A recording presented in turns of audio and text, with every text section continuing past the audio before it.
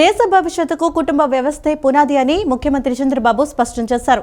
ప్రస్తుత కాలంలో technology, knowledge అపారమైన అవకాశాలను కల్పిస్తున్నాయని, యువత వాటిని అందిపుచ్చుకుని నాయకత్వ బాధ్యతలు చేపట్టాలని సూచించారు. భారతీయ కుటుంబ వ్యవస్థ ఒక అద్భుతమైన వరమని, దానిని కాపాడుకోవాలని చంద్రబాబు పిలుపునిచ్చారు. విజయవాడలోని అంబేద్కర్ కళా వేదికలో జరిగిన ప్రపంచ జనాభా దినోత్సవ కార్యక్రమంలో ముఖ్యమంత్రి చంద్రబాబు నాయుడు పాల్గొన్నారు. ఈ సందర్భంగా ఆయన మాట్లాడుతూ దేశ భవిష్యత్తుకు కుటుంబ వ్యవస్థే పునాది అని ఆయన స్పష్టం చేశారు. ఈ సందర్భంగా ప్రభుత్వం చేపట్టనున్న పలు సంక్షేమ అభివృద్ధి కార్యక్రమాలను ఆయన వివరించారు. ప్రస్తుత కాలంలో టెక్నాలజీ, నాలెడ్జ్ అపారమైన అవకాశాలను కల్పిస్తున్నాయని, యువత వాటిని అందిపుచ్చుకుని నాయకత్వ బాధ్యతలు చేపట్టాలని చంద్రబాబు పిలుపునిచ్చారు. అంగన్వాడీల ద్వారా పిల్లలకు పౌష్టికాహారం, తల్లికి వందనం పథకం కింద ప్రతి విద్యార్థికి 15,000 రూపాయల అందజేత వంటి చర్యల ద్వారా విద్య, ఆరోగ్య రంగాల్లో ప్రభుత్వ ప్రాధాన్యత ఇస్తోందని తెలిపారు. ప్రజల ఆరోగ్య సంరక్షణ కోసం సంజీవని, త్వరలో ప్రారంభించనున్న క్షేమం వంటి కార్యక్రమాలతో పాటు మహిళల కోసం పని ప్రదేశాల్లో చైల్డ్ కేర్ కేంద్రాలను ఏర్పాటు చేస్తున్నట్లు వెల్లడించారు. నిరంతరం నైపుణ్యాలను పెంపొందించుకోవడం ద్వారానే దేశానికి నాణ్యమైన వర్క్ ఫోర్స్ అందుతుందని ఆయన నొక్కి చెప్పారు. జనాభా గురించి మాట్లాడుతూ జనం ఉంటేనే అభివృద్ధి, జనాభా ఉంటేనే నిజమైన భవిష్యత్తు అని ముఖ్యమంత్రి అభిప్రాయపడ్డారు. దేశం అంటే మట్టి కాదోయ్, దేశం అంటే మనుషులోయ్ అని ఈరోజు అది మనం గుర్తు చేసుకోవడానికి ఇక్కడ సమావేశం అయ్యాం. ఈరోజు మీరు చూస్తే ఈసారి వరల్డ్ పాపులేషన్ దినోత్సవం సందర్భంగా మెయిన్ థీమ్ వాళ్ళు ఇచ్చింది యువత ఆశలను, ఆకాంక్షలను సాకారం చేయడం, realizing the hopes and aspirations of young people today and for the future.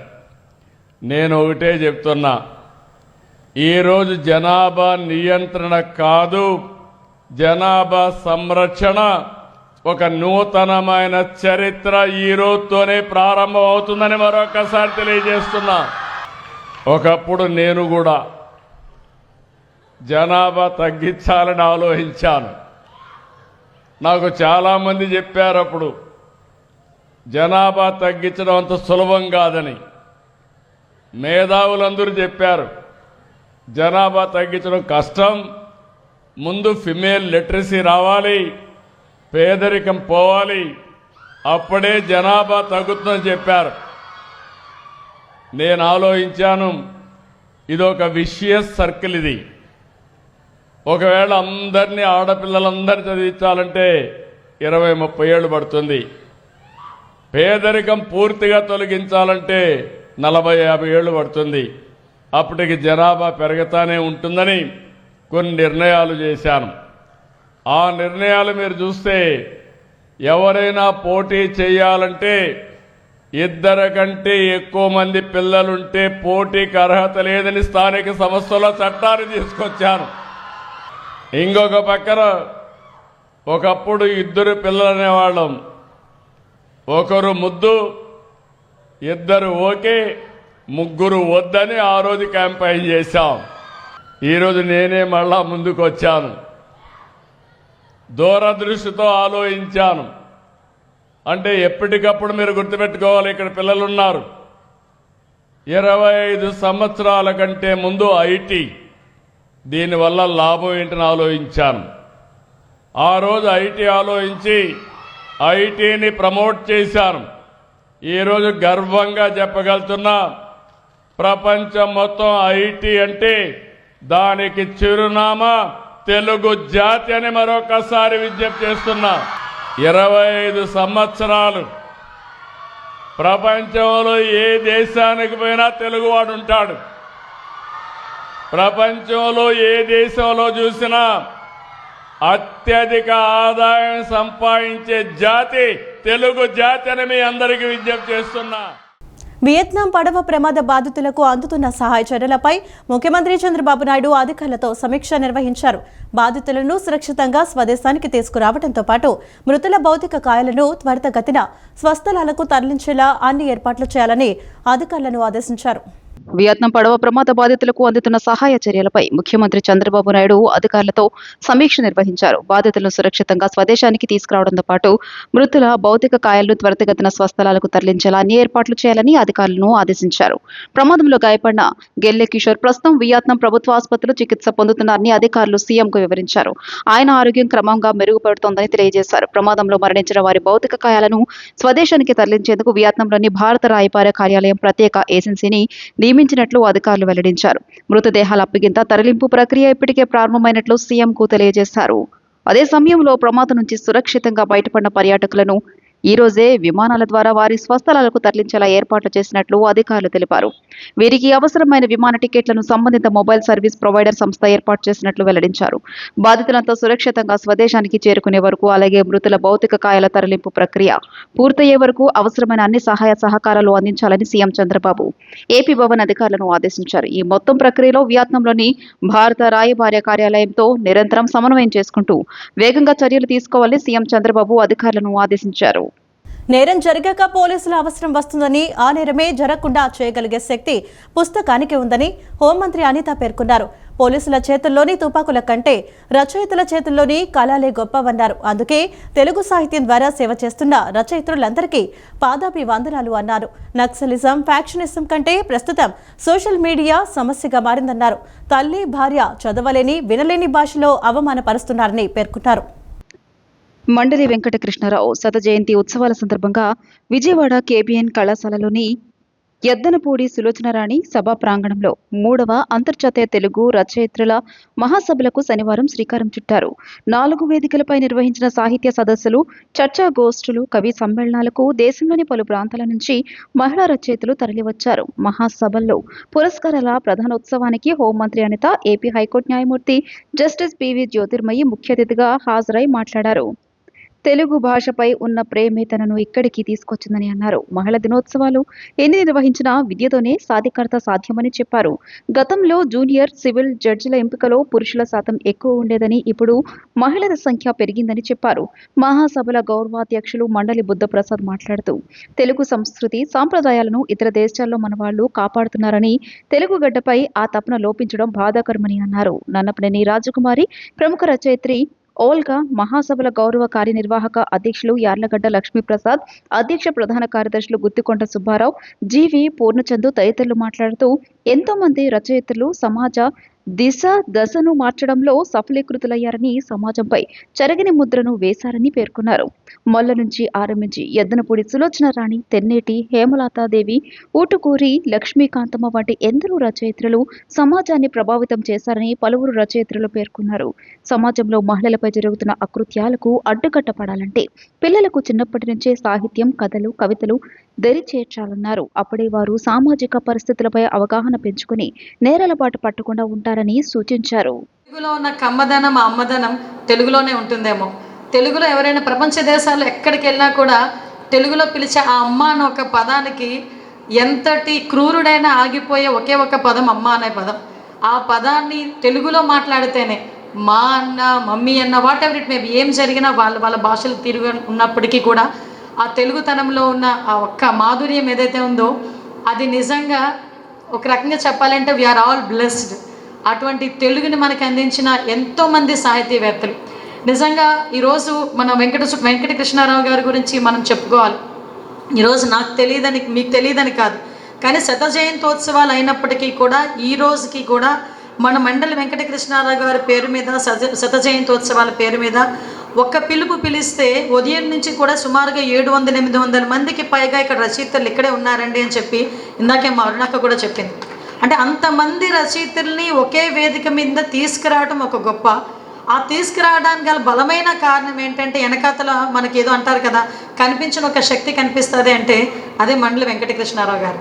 ఆ రోజు నుంచి ఈ రోజు వరకు కూడా తెలుగు మహాసభలను ప్రారంభించడం 1975లో హైదరాబాద్లో తెలుగు మహాసభలు స్టార్ట్ చేసిన దగ్గర నుంచి కూడా ఈ రోజు వరకు ప్రపంచంలో ఎక్కడైనా తెలుగు మహాసభలు చేసుకునే ఒక మంచి ఔన్నత్యం మనకు వచ్చింది. అట్ ద సేమ్ టైం ఆయన వదిలిన అంటే దివిసీమ టైం నుంచి ఆయన చేసిన సర్వీసెస్ కానీ, ఆయన సాహిత్యానికి చేసిన సర్వీసెస్ కానీ ఏ రోజు కూడా తెలుగువాడు అన్న వాళ్ళు ఎవరు కూడా మర్చిపోలేని విధంగా చేసినప్పటికీ కూడా ఈ రోజుకి కూడా ఆ లెగసీని ముందుకు తీసుకెళ్ళడం. ఇందాక సార్ పెద్దలు చెప్పారు, వారసత్వం అంటే ఆస్తుల పంపకం కాదు, లేకపోతే ఇళ్ళ పంపకం కాదు, లేకపోతే ఏదో మనకి ఏమొచ్చారు మన నాన్నమ్మ మన తాత అనేది కన్నా మా నాన్న లెగసీని ఈ రోజు వరకు కూడా ముందుకు తీసుకెళ్తున్నారు. అదే నిజంగా వారసత్వానికి ఒక ప్రత్యేకమైన నాంది. గురజాడ అప్పారావు మొట్టమొదటి కథ రాశారని చెప్పి మనందరం కూడా భావిస్తూ ఉంటాం. గురజాడ అప్పారావు కంటే ముందు తెలుగులో కథ రాసింది ఎవరంటే బండారు అచ్చమామ గారు. అలాగే ఆనాటి అబలా సచరిత్ర అని చెప్పి మహిళల యొక్క జీవిత విశేషాలు కూడా ఆమె రాయటం జరిగింది.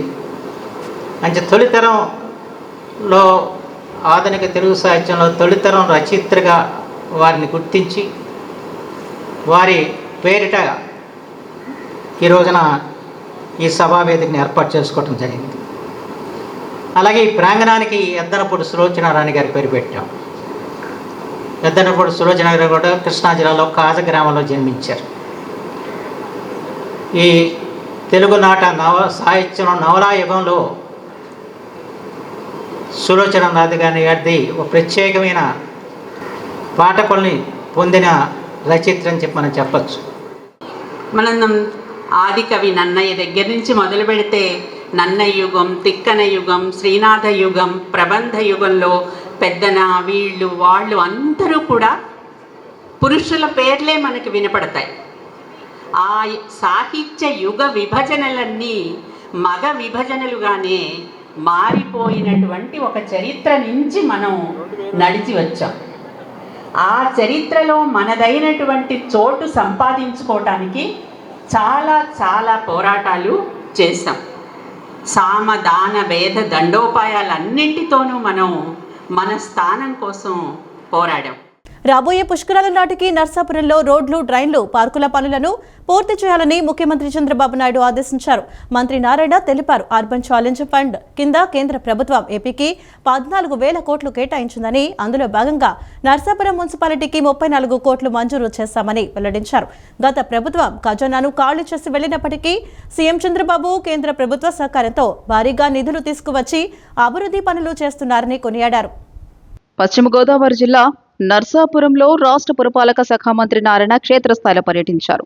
స్థానిక ఎమ్మెల్యే నాయకర్, ఇతర ప్రజాప్రతినిధులు, అధికారులతో కలిసి ఆయన పట్టణంలోని రోడ్లు, డ్రైనేజీలను స్వయంగా పరిశీలించారు. అనంతరం నర్సాపురం మున్సిపల్ కార్యాలయంలో అధికారులతో సమీక్ష సమావేశం నిర్వహించారు. ఈ సందర్భంగా మంత్రి నారాయణ మీడియాతో మాట్లాడుతూ రాబోయే పుష్కరాల నాటికి పట్టణంలో రోడ్లు, డ్రైన్లు, పార్కుల పనులను పూర్తి చేయాలని ముఖ్యమంత్రి చంద్రబాబు నాయుడు ఆదేశించారని తెలిపారు. అర్బన్ ఛాలెంజ్ ఫండ్ కింద కేంద్ర ప్రభుత్వం ఏపీకి 14,000 కోట్ల రూపాయలు కేటాయించిందని, అందులో భాగంగా నర్సాపురం మున్సిపాలిటీకి 34 కోట్ల రూపాయలు మంజూరు చేశామని వెల్లడించారు. కేంద్రం నుంచి తుది అనుమతులు రాగానే ఈ పనులను ప్రారంభిస్తామని, దీనికి అదనంగా సీఎం మరో 16 కోట్ల రూపాయలు కేటాయించారని చెప్పారు. ఈ మొత్తం 50 కోట్ల రూపాయలతో చేపట్టాల్సిన ప్రాజెక్టులపై ప్రస్తుతం డిపిఆర్ సిద్ధం చేస్తున్నట్లు పేర్కొన్నారు. వీటితో పాటు అమృత్ 2.0 పథకం కింద 125 కోట్ల రూపాయలతో తాగునీటి పనులు జరుగుతున్నాయని, పొల్యూషన్ కంట్రోల్ బోర్డు నిధులతో పట్టణంలో 2 ఎస్టీపీల నిర్మాణాన్ని చేపడుతున్నామని మంత్రి వివరించారు. గత ప్రభుత్వం ఖజానాను ఖాళీ చేసి వెళ్లినప్పటికీ సీఎం చంద్రబాబు కేంద్ర ప్రభుత్వ సహకారంతో భారీగా నిధులు తీసుకువచ్చి అభివృద్ధి పనులు చేస్తున్నారని కొనియాడారు. అలాగే మున్సిపల్ ఎన్నికల నిర్వహణకు ముఖ్యమంత్రి గ్రీన్ సిగ్నల్ ఇచ్చారని, సెప్టెంబర్ లేదా అక్టోబర్ నెలల్లో ఈ ఎన్నికలు జరిగే అవకాశం ఉందని మంత్రి నారాయణ స్పష్టం చేశారు. 100% డ్రైన్స్ పూర్తి కావాలి, పుష్కరాలకి రోడ్లు పూర్తి కావాలి, లైట్లు కావాలి, డ్రింకింగ్ వాటర్, పార్కులు చేయమని ఆదేశించడం. దాని మీద యాక్చువల్గా అటు కేంద్ర ప్రభుత్వం ఇచ్చే డిఫరెంట్ ప్రాజెక్ట్స్ కానీ, లేదా మన స్టేట్ గవర్నమెంట్ ఇచ్చేది కానీ, వీటి మీద యాక్చువల్గా వర్కౌట్ చేసి రీసెంట్గా యూసీఎఫ్ అర్బన్ ఛాలెంజ్ ఫండ్ 25% కేంద్రం ఇస్తుంది, 75% మనం పెట్టుకోవాలా. అది మున్సిపాలిటీస్ లోన్ రైజ్ చేసుకోవచ్చు. ఈరోజు ఈ మున్సిపాలిటీకి 34 కోట్లు దాని మీద శాంక్షన్ చేయడం జరిగింది. దానికి సంబంధించి ఎస్టిమేషన్స్ కూడా అధికారులు తయారు చేశారు. అది 2-3 రోజుల్లో కేంద్రానికి పంపించబోతున్నారు. పంపించే లోపల లోకల్ ఎమ్మెల్యే గారికి, ప్రజాప్రతినిధులకు ఒకసారి అధికారులకు చూపించమని చెప్పడం జరిగింది. వాళ్ళు చూసి వాళ్ళు ఓకే అని, లేదైనా చిన్న మార్పులు ఏదైనా చేస్తే ఆ మార్పుల ప్రకారం దాన్ని పంపిస్తాం. అది పంపిస్తే బహుశా నెక్స్ట్ మంత్ కానీ అవతల మంత్ కానీ శాంక్షన్ అయిపోద్ది. ఆల్రెడీ 14,000 కోట్లు ఆంధ్ర రాష్ట్రానికి యూసీఎఫ్లో కేంద్రం శాంక్షన్ చేసింది. అందులో కేంద్రం ఇచ్చేది 3,650 కోట్లు. ఎందుకంటే 300 మిగతాది రాష్ట్రం కానీ మున్సిపాలిటీ కానీ భరించాలా. బట్ అయితే ఇదేంటంటే వాళ్ళు ఇచ్చే 25%తో లోన్ కెపాసిటీ ఉండాలి. ఏ మున్సిపాలిటీకి అయితే లోన్ కెపాసిటీ ఉందో వాటికి మాత్రమే 25% ఇస్తారు. ఈ మున్సిపాలిటీ తీసుకుంటే 34 కోట్లు మాత్రమే వాళ్ళ షేరు మన షేరు వచ్చే విధంగా వచ్చింది. దాన్ని ఇమీడియట్గా దాన్ని కేంద్రానికి పంపించి శాంక్షన్ చేస్తాం. అంటే అప్రూవ్ లేదు యాక్చువల్గా, మనకు వాళ్ళు 14,000 కోట్లు అప్రూవ్ చేశారు. మనం డిపిఆర్లు చేసి అక్కడికి పంపించాలి. అధికారులు డిపిఆర్ చేస్తున్నారు. దాన్ని ఒకసారి ప్రజాప్రతినిధులకు చూపించమని చెప్పాను. వియత్నాంలో జరిగిన పడవ ప్రమాదంపై మంత్రి నారా లోకేష్ తీవ్ర దిగ్భ్రాంతి వ్యక్తం చేశారు. బాధితులకు తక్షణ సహాయం అందించాలని అధికారులకు ఆదేశించారు. ప్రమాదంలో చిక్కుకున్న తెలుగు పర్యాటకులకు అన్ని రకాల అత్యవసర సహాయాలు అందేలా చర్యలు తీసుకోవాలన్నారు.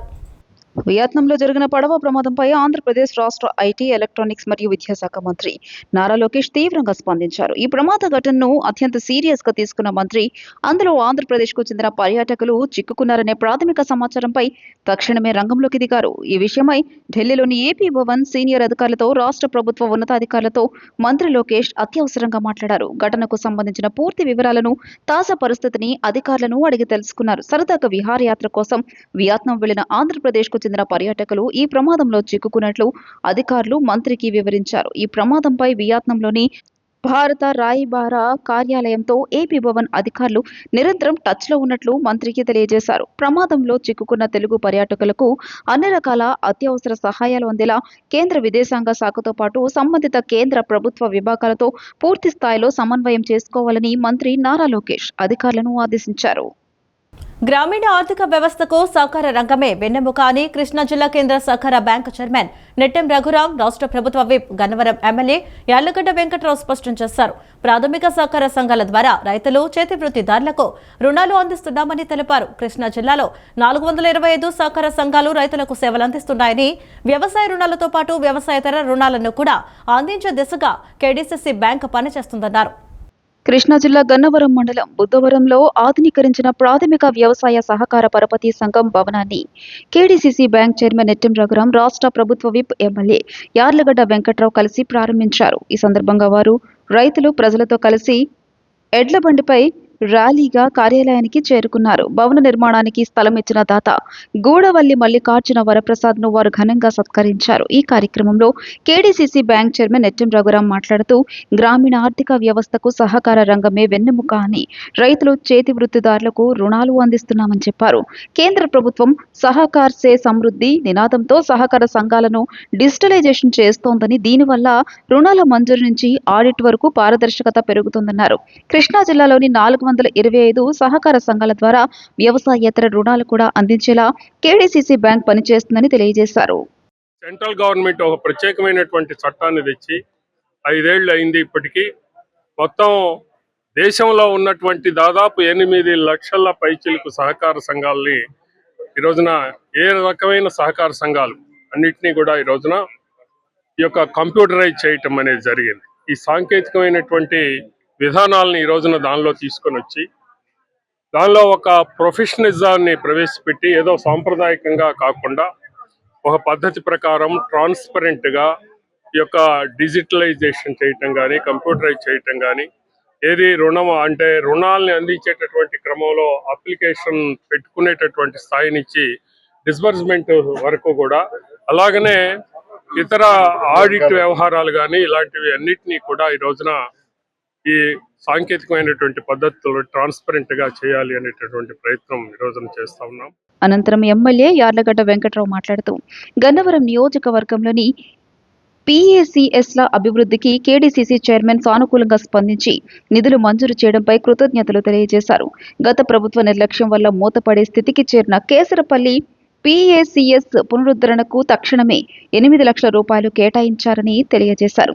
సహకార సంఘాల్లో పారదర్శకత కోసం ప్రభుత్వం తెచ్చిన జీవో 90ని వెంటనే అమలు చేయాలని, ఒకే చోట సెక్రటరీలు 30 నుంచి 35 ఏళ్లు సుదీర్ఘకాలం పనిచేయడం వల్ల అవకతవకలకు ఆస్కారం ఉంటుందని అభిప్రాయపడ్డారు.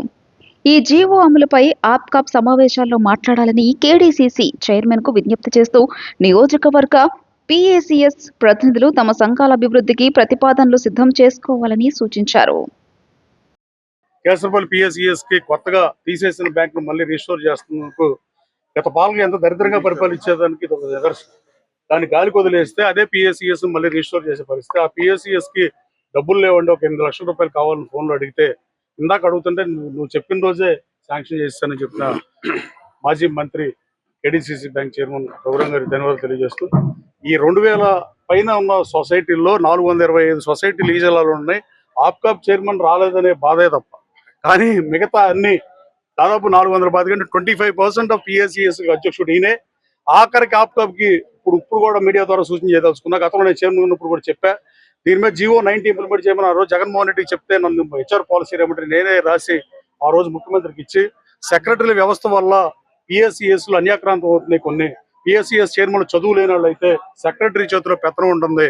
ఫైనాన్షియల్ ఇన్స్టిట్యూషన్లో ఒక ఊర్లో ఉద్యోగం చేరి 35 సంవత్సరాల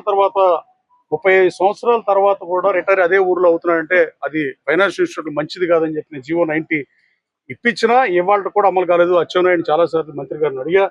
అలాగే రాబోయే కాలంలో అయినా జీవో 90ని మా రఘురాం గారు మాట్లాడి ఆప్కాబ్ మీటింగ్ లో మాట్లాడి దాన్ని ఇంప్లిమెంట్ చేయాలి. సమాజంలో అణచివేత అన్యాయాలపై ప్రశ్నించే గొంతుక సాహిత్యం అని ప్రముఖ సాహితీవేత్త, కేంద్ర సాహిత్య అకాడమీ అవార్డు గ్రహీత రాజపాలెం చంద్రశేఖర్ రెడ్డి పేర్కొన్నారు. మనుషులను బంధించవచ్చు గానీ సాహిత్యాన్ని అప్పటికి బంధించలేరని అన్నారు. కృత్రిమ మేధ వంటి సాంకేతిక పరిణామాలు వచ్చినా సాహిత్యం విలువ ఎన్నటికీ తగ్గదని తెలిపారు. మాకినేని బసవపున్నయ్య విజ్ఞాన కేంద్రం సాహితీ స్రవంతి సంయుక్త ఆధ్వర్యంలో విజయవాడలో 2 రోజుల పాటు నిర్వహించే సాహిత్య సమ్మేళనం కార్యక్రమాన్ని నిన్న ప్రారంభించారు. ఈ సందర్భంగా ఆయన మాట్లాడుతూ, రచయితలకు కాలమే వారి రచనా వస్తువును నిర్ణయిస్తుందని, ప్రజల తరపున ప్రశ్నించే రచయితలంటే పాలకులకు భయమన్నారు. కృత్రిమ మేధ వంటి సాంకేతిక పరిణామాలు వచ్చినా సాహిత్యం విలువ ఎప్పటికీ తగ్గదు అని తెలిపారు. సాహితీ స్రవంతి రాష్ట్ర గౌరవ అధ్యక్షుడు తెలకపల్లి రవి మాట్లాడుతూ, ప్రజల పక్షాన ప్రశ్నించే సాహిత్యమే సమాజ మార్పునకు దోహదపడుతుందన్నారు. సాహితీ స్రవంతి రాష్ట్ర అధ్యక్షుడు కెంగార మోహన్ మాట్లాడుతూ, కవిత్వ నిర్మాణం, వస్తువు, శిల్పం వంటి అంశాలపై లోతైన అవగాహన అవసరమని చెప్పారు. డాక్టర్ గుంటూరు లక్ష్మీనరసయ్య కవిత్వ నిర్మాణం, వస్తుశిల్పాలు అనే అంశంపై, సాహితీవేత్త కోయి కోటేశ్వరరావు వర్తమాన సాహిత్యం, వివిధ వాదాలు అనే అంశంపై మాట్లాడారు. సృజనకారుల స్వరం కార్యక్రమంలో యువ సాహితీవేత్తలు మల్లిపురం జగదీష్, అనిల్ జానీ, సుంకర్ గోపాల్, వైష్ణవి శ్రీ, కవిదాసు తదితరులు తమ అభిప్రాయాలను పంచుకున్నారు. భారత స్వాతంత్ర ఉద్యమం కొనసాగుతున్న రోజుల్లో స్వాతంత్ర ఉద్యమం మనకు కల్పించిన ఆశలు, అప్పుడు పెట్టుకున్న ఆకాంక్షలు 100 ఏళ్ల తర్వాత ఇప్పుడు చూస్తూ ఉంటే కన్యాశుల్క నాటకం డామిడ్ కథ అడ్డంగా తిరిగింది అనే మాట నాకు గుర్తుకొస్తా ఉంది. చాలా మార్పులు వచ్చాయి. 1926 నాటికి 2026 నాటికి చాలా మార్పులు వచ్చాయి. ఆ మార్పుల్లో మన భాగస్వామ్యం ఉంది. అయినప్పటికీ ప్రాథమికంగా పరిష్కారం కావాల్సిన కొన్ని పరిష్కారం కాకుండా నిలిచిపోయాయి. అందులో ఈ కుల మత సమస్యలు, స్త్రీ వివక్ష, శ్రామికుల మీద వివక్ష చూపించటం, అణిచివేయటం, కులపరంగా కానీ లేదా శ్రమపరంగా కానీ తొక్కేయటం, దోపిడీ జరగటం, ఇవన్నీ ఈ పాటికి అంటే 79 సంవత్సరాలు అవుతూ ఉంటే స్వతంత్రం వచ్చి కూడా 79 ఏళ్లలో ఈ మౌలిక సమస్యలు మనం పరిష్కరించుకోలేకపోయాం కదా అని నాకు బాధగా ఉంటుంది. ఉపన్యాసాలు ఇవ్వటం మన నాయకులకు బాగా అలవాటైంది. కన్యాశుల్క నాటకం దగ్గరికి మళ్ళా పోతాను. బిగిన 2 గంటల సేపు లెక్చర్ ఇచ్చాను నేను అంటాడు గిరీశం. ఆ లెక్చర్లు ఇవ్వటం మన రాజకీయ నాయకులు బాగా అలవాటు అయిపోయింది. రాజకీయ నాయకులు అంటే బూర్జువా పార్టీ రాజకీయ నాయకులు అని అర్థం, అందరు కాదు. ఎన్నికలకు ముందు ఇచ్చే హామీలు, వాగ్దానాలు ఎన్నికల తర్వాత చేసే పనులకు తూర్పు పడమరగా ఉంది. ప్రజాస్వామ్యం, ప్రజలు, ప్రజాస్వామ్యం, హక్కులు అనేటటువంటి ఈ 3 పీల నుంచి మేము బయటికి పోయేటటువంటి అవకాశం లేదు. కవులు, రచయితలేదు ఇప్పుడు కాదు, ఎప్పుడైనా ఎప్పటి నుంచో కవులు అనధికార శాసనకర్తలని షెల్లీ చెప్పినట్టుగా. కాబట్టి ఈ పీపీపీ నిలబడతాం. అలాగే మీరు ప్రభుత్వాలు, పాలకులు రకరకాల టాస్క్ ఫోర్స్లు ఏర్పాటు చేస్తారు. ఈరోజు కూడా నేను చూస్తున్నా టాస్క్ ఫోర్సులు ఉంటాయి, హస్క్ ఫోర్సులు కూడా ఉంటాయి. ఊరికి హస్క్ వేస్తూ ఉంటారు వాళ్ళ తరఫున. కానీ కవులు నిజమైన టాస్క్ ఫోర్స్ ఎవరు? సాహిత్యకారులు. స్వాతంత్ర పోరాటం నుంచి ఈ రోజు వరకు కూడా ప్రజల తరఫున నిలబడి తమ గొంతు వినిపించేవాళ్ళు, అలాగే తమ వేదన ధ్వనించేవాళ్ళు కవులు, రచయితలు, విమర్శకులు, ఎవరైనా ఆలోచన పరులు, వీళ్ళందరూ కూడా. కాబట్టి ఈ సాహిత్య సమ్మేళనం అన్నది అన్ని రకాల సాహిత్య జీవులకు కూడా ఒక ఆహ్వానం పలుకుతుంది, ఒక వేదికగా కూడా నిలబడుతుంది. మహిళలు ఆర్థికంగా బలోపేతం కావాలంటే వారికి ఉపాధి అవకాశాలు కల్పించడం అత్యంత అవసరమని తెలుగుదేశం పార్టీ యువ నాయకులు బొండా సిద్ధార్థ అన్నారు. కుటుంబ పోషణలో మహిళల పాత్ర ఎంతో కీలకమని, వారు స్వయం ఉపాధి ద్వారా అధికంగా నిలదొక్కుంటే కుటుంబంతో పాటు సమాజం కూడా అభివృద్ధి చెందుతుందని పేర్కొన్నారు. మహిళల సాధికారతే సమాజ ప్రగతికి పునాది అని, మహిళల అభ్యున్నతి కోసం చేపట్టే ప్రతి మంచి కార్యక్రమానికి తమ పూర్తి సహకారం ఎల్లప్పుడూ ఉంటుందని తెలిపారు. సింగ్ నగర్ లోని సెంట్రల్ నియోజకవర్గ ఎమ్మెల్యే కార్యాలయంలో 62వ డివిజన్ కు చెందిన 4 నిరుపేద మహిళలకు తెలుగుదేశం పార్టీ యువ నాయకులు బోండా సిద్ధార్థ, ప్రభుత్వ విప్ మరియు సెంట్రల్ నియోజకవర్గ ఎమ్మెల్యే బోండా ఉమామహేశ్వరరావు సూచనల మేరకు P4 public private people partnership పథకంలో భాగంగా తన సొంత నిధులతో 4 కుట్టు మిషన్లను అందజేశారు. ఈ సందర్భంగా బోండా సిద్ధార్థ మాట్లాడుతూ, ప్రభుత్వ విప్ బోండా ఉమామహేశ్వర్ నాయకత్వంలో సెంట్రల్ నియోజకవర్గంలో సంక్షేమం, అభివృద్ధి కార్యక్రమాలతో పాటు పేద కుటుంబాల జీవనోపాధిని మెరుగుపరిచే కార్యక్రమాలకు ప్రత్యేక ప్రాధాన్యత ఇస్తున్నామని తెలిపారు. అందులో భాగంగానే P4 పథకం ద్వారా అర్హులైన లబ్ధిదారులను గుర్తించి వారికి అవసరమైన ఉపాధి సాధనాలను అందజేస్తున్నామని తెలియజేశారు. కుట్టు మిషన్లు అందుకున్న మహిళలు ఇకపై ఇతరులపై ఆధారపడకుండా స్వయం ఉపాధి ద్వారా ఆదాయం సంపాదించి కుటుంబాలను ఆర్థికంగా ముందుకు తీసుకెళ్లాలని ఆకాంక్షించారు. ప్రజల అవసరాలను గుర్తించి వారి సమస్యలకు తక్షణ పరిష్కారాలు చూపడంతో పాటు విద్య, వైద్యం, ఉపాధి, సంక్షేమం వంటి ప్రతి రంగంలో పేదలకు అండగా నిలవాలన్న లక్ష్యంతో బోండా ఉమామహేశ్వరరావు మార్గదర్శకత్వంలో సేవా కార్యక్రమాలు నిరంతరం కొనసాగుతున్నాయని బోండా సిద్ధార్థ తెలియజేశారు. ఈ సందర్భంగా కుట్టు మిషన్లు అందుకున్న మహిళలు తమకు ఉపాధి కల్పించే అవకాశం కల్పించిన ప్రభుత్వ విప్ బోండా ఉమామహేశ్వరరావు, యువ నాయకులు బోండా సిద్ధార్థకి హృదయపూర్వక కృతజ్ఞతలు తెలియజేశారు. ఈ కార్యక్రమంలో ఎమ్మెల్యే కార్యాలయ కార్యదర్శి గంటా కృష్ణమోహన్, ఎంఆర్పీఎస్ వెంకటేశ్వరరావు, పైడి శ్రీను, లబ్బా వైకుంఠం, కాళ్ళ శ్రీను, రైతు మంగరాజు తదితరులు పాల్గొన్నారు. నా పేరు సిసి. మిషన్ ట్రైనింగ్ తీసుకున్నాము. ఉమా గారి ద్వారా, సిద్ధు గారి ద్వారా మేము పొందుకున్నాము. ఈ మిషన్లు ఇచ్చినందుకు చాలా మాకు థ్యాంక్స్ అండి. మరి ఏదైతే కానీ రెక్కాడితే డొక్కాడిన కుటుంబాలు 62వ డివిజన్లో మరి ఎంఆర్పిఎస్ వెంకటేశ్వరరావు గారు ఇంటికాడ ఉండే పిల్లలు అనమాట. వీళ్ళు పాపం ఇబ్బంది పడుతున్నారు. భర్తలు పనులకు వెళ్ళినా కానీ జీవనోపాధి వాళ్ళు ఇచ్చే డబ్బులు చాలట్లేదు, మా కాలు మీద మేము బతుకుతామని ఎమ్మెల్యే గారి దృష్టికి తీసుకురాగానే మరి సిద్ధుబాబు గారు ఈరోజు స్పందించి ఈ నలుగురికి కుట్టు మిషన్లు ఇవ్వడం జరుగుతుంది. మరి ఇంత మంచి మనసున్న నాయకులు మా నియోజకవర్గంలో ఉంటాం, మేము చేసుకునే సంతోషం. మరొక్కసారి యువ నాయకులకి ధన్యవాదాలు తెలియజేసుకుంటూ మరి ఇంత మంచి కార్యక్రమం చేసినందుకు కృతజ్ఞతలు తెలియజేస్తాం. కూటమి ప్రభుత్వం అండగా ఉంటామని చెప్పి బోండా ఉమామహేశ్వరరావు గారు చెప్పడం, మరి ఆయన దృష్టికి తీసుకెళ్ళి మిషన్ కుట్టేవాళ్ళు ఉంటారన్నా, మరి అందరూ కూడా ఏదైనా ఆర్థిక సాయంగా మిషన్ ఇవ్వమని చెప్పి అడిగాము. దాని ద్వారాగా మరి ఎంఆర్పిఎస్ చెప్పిన దాన్ని బట్టి గౌరవించే ఎమ్మెల్యే గారు ఈరోజు ఈ మిషన్లు 4 ఇవ్వటం జరిగింది. మరి రాబోయే రోజుల్లో కూడా ఇంకా కొంతమందికి ఎంఆర్పిఎస్ ద్వారాగా ఇవ్వడానికి చేస్తూ రాజధాని ముఖద్వారం అయిన ఉండవల్లి సెంటర్లో దారి దోపిడీలు, దొంగతనాలతో ప్రజలు భయభ్రాంతులకు గురవుతున్నారు. గురువారం రాత్రి సీఎం నివాసం వెనుక చిగురు ఆశ్రమం సమీపంలో ఒక జంటను బెదిరించి వారి వద్ద ఫోన్లు, డబ్బులు దోచుకెళ్లిన దోపిడీదారులు అదే రోజు తెల్లవారుజామున అనగా శుక్రవారం ఉదయం 2-3 గంటల ప్రాంతంలో ఉండవల్లి రామకృష్ణ థియేటర్ కాంప్లెక్స్ లో ఓ సెల్ పాయింట్ లో, పెట్రోల్ బంకు వెనకాల ఓ నివాసంలో కేఎల్ రావు కాలనీలో వరుస దొంగతనాలకు పాల్పడ్డారు. ఉండవల్లి సెంటర్లో ఎస్వీఎస్ సెల్ పాయింట్ లో సుమారు 2 లక్షల విలువ 21 సెల్ ఫోన్లు, 9,000 నగదు అపహరించారు. చోరీ దృశ్యాలు సీసీ కెమెరాలో రికార్డైంది. వీలైనంత త్వరగా దొంగల్ని పట్టుకుని తనకు న్యాయం చేయాలని సెల్ పాయింట్ యజమాని శ్రీనివాసరావు తాడేపల్లి పోలీసుని ఆశ్రయించారు. నిన్న 10వ తారీఖు శుక్రవారం రోజు ఎర్లీ మార్నింగ్ 1 గంట 50 నిమిషాల నుండి 2 గంటల 5 నిమిషాల వరకు ఆ టైంలో దొంగతనం జరిగిందండి. నా షాపులో 21 మొబైల్స్, 9,000 నగదు దొంగతనం చేశారు. నేను ఎర్లీ మార్నింగ్ 9 గంటలకు షాప్ తీయడానికి షాప్ తీయడానికి వచ్చినప్పుడు చూసుకుంటే ఎక్కడ పని అక్కడ పడేసి షాప్ తల పగలకొట్టి చూస్తే, నేను సీసీ ఫుటేజ్ చూస్తే దొంగతనం జరిగిందని చూశాను. ఈలోగా నేను అన్నీ చెక్ చేసుకొని ఎన్ని ఫోన్లు పోయినాయి ఏంటని చూసుకొని పోలీస్ స్టేషన్కి వెళ్ళి రిపోర్ట్ ఇచ్చాను. మొత్తం దాని విలువ వచ్చి 2 లక్షల దాకా ఉంటుందండి. అది ప్రజెంట్ సొమ్ము. వాళ్ళు కస్టమర్లందరికీ నేను సమాధానం చెప్పుకోవాలి. అది దయచేసి పోలీసు వారు నాకు న్యాయం చేయాలని కోరుకుంటున్నాను. చికెన్ గుడ్ల ధరలు బగ్గుమంటున్నాయి. మార్కెట్లో డిమాండ్కు తగ్గట్టుగా సరఫరా లేకపోవడంతో ధరలకు రెక్కలొచ్చాయి. ఒక్కో కోడిగుడ్డు ధర 8 రూపాయలు దాటింది. కిలో చికెన్ ధర ఏకంగా 320 రూపాయల వరకు చేరింది. పెరిగిన ధరలతో కొనుగోళ్లు తగ్గిపోయాయని వ్యాపారులు అంటున్నారు. మార్కెట్లో చికెన్ గుడ్లకు డిమాండ్ భారీగా పెరిగింది. ఎక్కువగా కొనుగోలు చేసే స్కిన్లెస్ చికెన్ ధర గతంలో 250 లోపు ఉండేది. ఇప్పుడు ఏకంగా 330 నుంచి 340 రూపాయలకు ఎగబాకింది. నిన్న 340 రూపాయలు ఉండగా నేడు 20 రూపాయలు తగ్గి 320 రూపాయలు అయింది. కోడిగుడ్ల ధరలు అదే బాటలో పయనిస్తున్నాయి. 6 రూపాయల నుంచి 7 రూపాయలకే లభించిన ఒక్కో కోడిగుడ్డు ఇప్పుడు 8 రూపాయల 50 పైసలకు చేరింది. ఫలితంగా రిటైల్ మార్కెట్లో డజను గుడ్ల ధర 90 రూపాయలకు చేరింది. వారానికి 2 సార్లు చికెన్ విరివిగా గుడ్లు తినేవారు పెరిగిన ధరల కారణంగా పరిమితులు విధించుకుంటున్నారు.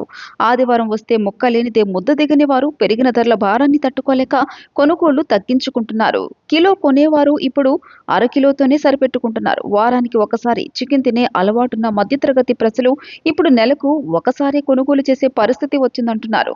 కూరగాయలతోనే వీకెండ్ సరిపెట్టుకోవాలనేమోనని సామాన్యులు అంటున్నారు. మరోవైపు ధరలు పెరగడం వల్ల గతంతో పోలిస్తే చికెన్ అమ్మకాలు సుమారు 30% మేర తగ్గాయని వ్యాపారులు అంటున్నారు. ఎండ తీవ్రత కారణంగా కోళ్లు గుడ్ల ఉత్పత్తి తగ్గడం, దాణా ఖర్చులు పెరగడమే ఈ పరిస్థితులకు ప్రధాన కారణం అంటున్నారు.